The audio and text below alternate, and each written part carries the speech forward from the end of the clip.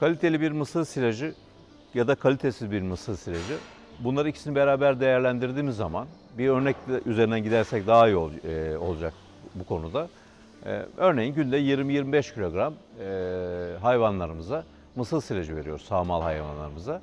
Bunlardan bir tanesinde kalitesi düşük, yani kalitesi düşükten kastımız tanesi neredeyse hiç olmayan bir mısır silajı kullanılıyor. Diğer grupta ise yine benzer süt verimleri var. 20-25 kilo mısır silajı kullanılıyor.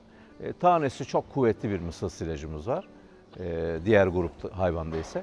Böyle baktığımız zaman kalitesi mısır silajının kalitesini diğeriyle kaliteli olanla aynı noktaya getirebilmemiz için içerisine yaklaşık olarak o grupta 1,5-2 kilogram, bazen biraz daha fazla mısır tanesi katmamız gerekiyor veya kesif yem katmamız gerekiyor.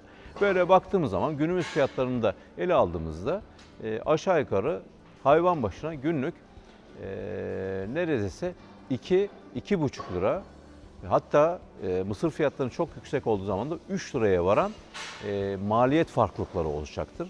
Yani kaliteli mısır silajı veren bir yetiştirici, kalitesiz, tane oranı hiç olmayan mısır silajı veren bir yetiştiriciye göre günde 25 ila 30 litre süt veren bir hayvan şartlarında, günde 20-22 kiloluk mısır silajı kullanım şartlarında 2 ila 3 lira civarında avantajlı duruma, daha avantajlı duruma kaliteli mısır silajı kullanan bir yetiştirici geçecektir. Maliyeti daha yüksek olacaktır veya süt verimi aynı oranda, bu karlılığı artıracak oranda, bu parayı gösterecek oranda daha yüksek olacaktır.